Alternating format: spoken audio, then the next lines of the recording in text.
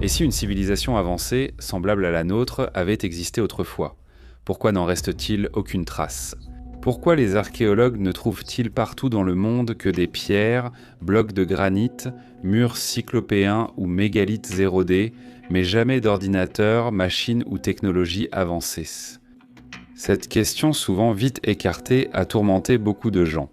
Sans preuve, on conclut qu'aucune civilisation technologique n'a précédé la nôtre. Cette réponse suffit-elle vraiment à tout expliquer? Nous pensons que les choses sont beaucoup plus complexes et qu'il existe en réalité des preuves et des indices concrets. Mais dans cette vidéo, nous allons essayer d'expliquer pourquoi. Jusqu'à aujourd'hui, on n'a pas trouvé cette technologie avancée que beaucoup imaginent nécessaire pour accepter cette idée. Avant de débuter ce voyage fascinant vers un passé lointain, abonnez-vous à la chaîne pour soutenir notre travail et ne rien manquer des prochaines vidéos. Imaginons qu'il y a 21 000 ans, une civilisation avancée ait existé, capable de construire, calculer et transmettre son savoir. Ce n'est d'ailleurs pas un hasard. À cette époque apparaissent de premiers indices troublants. On sait alors que la planète était couverte par la dernière grande glaciation. D'énormes calottes de glace couvraient l'Amérique du Nord et l'Europe. La mer était plus basse de plus de 100 mètres et d'anciennes plaines fertiles, aujourd'hui submergées, étaient alors habitées et parcourues. Puis, il y a environ 12 000 ans, le monde changea soudainement. Les glaciers fondirent lors d'un cataclysme mondial, les océans montèrent, les côtes furent submergées et des continents entiers changèrent de visage. Comme évoqué dans d'autres vidéos, les mythes mondiaux semblent se souvenir de ce traumatisme. Les Sumériens évoquent un déluge effaçant l'humanité. Les textes védiques, la Bible et la tradition grecque rapportent aussi des mondes détruits puis régénérés. Un cataclysme aquatique ayant détruit une ancienne humanité. Des récits similaires issus de continents éloignés racontent cet événement. Comme nous le savons, il existe aussi des sites énigmatiques hors du temps, pas seulement des mythes. Göbekli Tepe, en Turquie, il y a déjà 12 000 ans, montrait un niveau de connaissance architecturale et symbolique surprenant, incompatible avec l'image d'une humanité encore primitive. Klaus Schmidt, l'archéologue allemand ayant fouillé le site pendant des décennies, a reconnu que l'attribution d'une œuvre si complexe à des chasseurs-cueilleurs défiait le modèle traditionnel de la préhistoire. Et Göbekli Tepe n'est pas la seule énigme.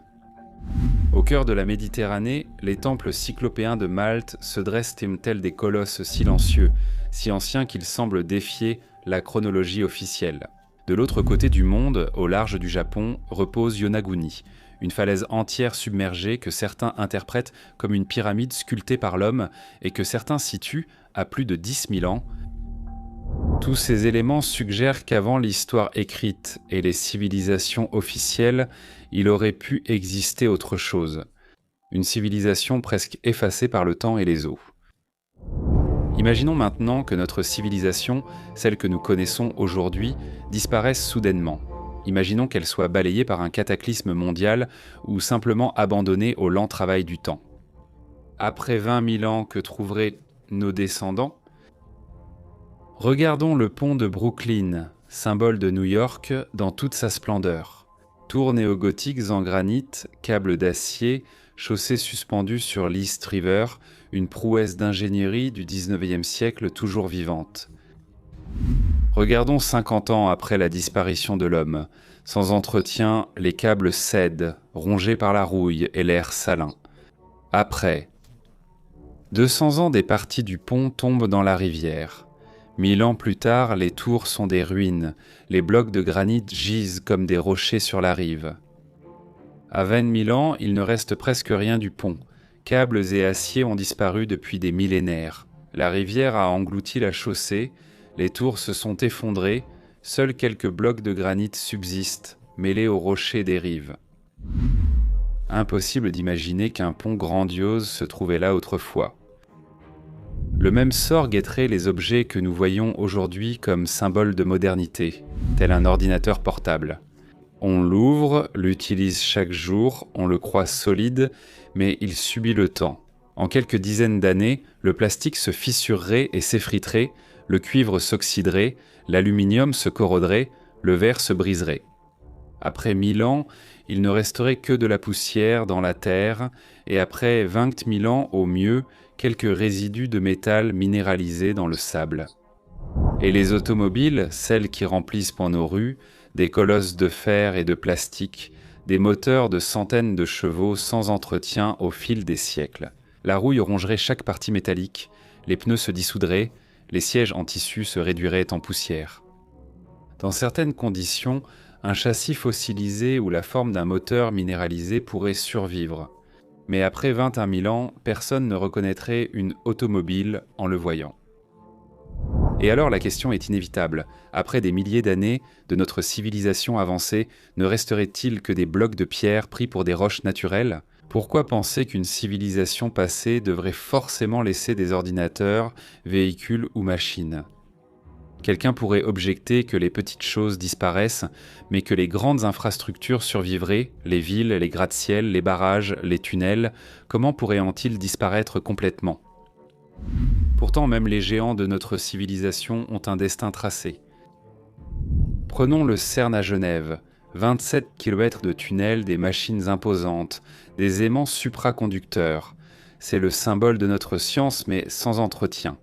Après quelques siècles, l'eau s'infiltrerait et la rouille rongerait chaque appareil. Après des millénaires, les tunnels s'effondreraient et se rempliraient par trop de débris et sédiments. Après 20 000 ans, il resterait sans doute des traces de galeries effondrées sous la roche, mais elles seraient indiscernables des grottes naturelles. Le plus grand instrument scientifique de notre temps deviendrait invisible. C'est pareil pour les barrages, comme les Trois Gorges en Chine ou Hoover aux États-Unis. Des montagnes de béton et d'acier retiennent des lacs entiers, mais ce béton finira par s'effriter en quelques millénaires, le fer accélérant la corrosion. Après 20 000 ans, ces masses auraient disparu, ne laissant que roches et sable dans le fleuve, sans forme reconnaissable. Et nos villes ? Gratte-ciel en verre et acier à New York, Tokyo, Dubaï, quartiers et routes sans fin. En 500 ans, la végétation reprendrait le dessus. Puis, après quelques millénaires, forêts et marécages recouvriraient dans les métropoles, rendant Manhattan ou Rome invisibles. Il subsisterait peut-être des fondations, des pierres éparses, des traces ensevelies dans les cycles géologiques terrestres. Ce qui semble éternel et indestructible finit en poussière. Si un jour quelqu'un découvrait les vestiges de notre civilisation, il ne verrait que des fragments, des blocs isolés, des formes confuses. Rien qui puisse faire penser à des villes, des barrages, des laboratoires souterrains. À ce stade, on se demande naturellement pourquoi tout ce que nous construisons doit disparaître. La réponse tient autant à la substance des ouvrages qu'à leur taille. Parce qu'au final, c'est toujours la même loi qui décide de ce qui survit et de ce qui disparaît, la loi des matériaux. Chaque civilisation laisse une empreinte unique et la nôtre, que l'on croit indestructible, repose en fait sur des bases fragiles. Pensons au plastique. Il semble éternel car il envahit océans et décharges, mais ce n'est pas le cas. Le soleil, l'eau et le vent la fragmentent jusqu'à la réduire en une poussière invisible. Bouteilles, emballages, objets sont technologiques. Après quelques milliers d'années, il ne resterait plus rien à ramasser, seulement des traces chimiques dispersées dans les sédiments marins, et les métaux, colonne vertébrale de notre ère industrielle. Condamnés par la rouille, ils cèdent en décennies, deviennent poussière en siècles. L'aluminium se corrode, le cuivre s'oxyde et s'effrite. Seuls quelques éléments défiant vraiment les millénaires, l'or, le platine, le titane. Mais quelle part de notre civilisation est faite d'or ? Trop peu pour marquer la mémoire de la Terre. Puis il y a le béton, le géant fragile. Nos villes reposent sur des milliards de tonnes de béton. Pourtant sa vie est brève. Après 2 siècles, il s'effrite et redevient poussière en 10 000 ans. Le verre subit le même sort. Des immeubles scintillants, des fenêtres, des écrans. Avec le temps, ils se brisent, s'érodent, se transforment en sable. Nous revenons donc au seul matériau vraiment résistant, la pierre. Granit, basalte, diorite survivent aux glaciations et bouleversements géologiques. Des blocs de granit restent intacts des centaines de milliers d'années. C'est sans doute pourquoi, en regardant le passé lointain, nous ne trouvons que des pierres et non des ordinateurs ou des métaux corrodés.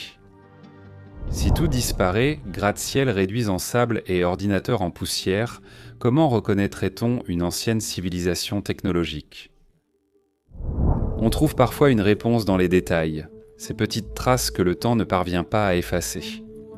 Pensons aux vases de geyser découverts à Saqqara. Ils paraissent de simples récipients, mais sont sculptés dans des matériaux quasi indestructibles, diorite, basalte, des pierres plus dures que l'acier. Aujourd'hui, on ignore leur utilité, mais l'essentiel est d'observer et d'étudier la perfection de leur fabrication. Comment des hommes, munis d'outils en cuivre ou bronze, ont-ils pu façonner de telles roches? Ces parois fines et ces symétries parfaites ne correspondent pas aux outils connus de l'époque. On dirait que quelqu'un, il y a des millénaires, a utilisé des outils et machines aujourd'hui disparus. Par exemple, ce vase, âgé de plus de 5000 ans, est aujourd'hui au Manchester Museum. Il n'est pas fait de céramique ni de terre cuite. Il a été taillé dans un seul bloc de diorite, une pierre plus dure que le granit. Observez le col très fin, presque infranchissable avec des outils manuels, tandis que le ventre du vase est large et les parois fines, polies à l'intérieur comme à l'extérieur. Quels outils permettèrent d'entrer par cette ouverture et de creuser sans casser la pierre?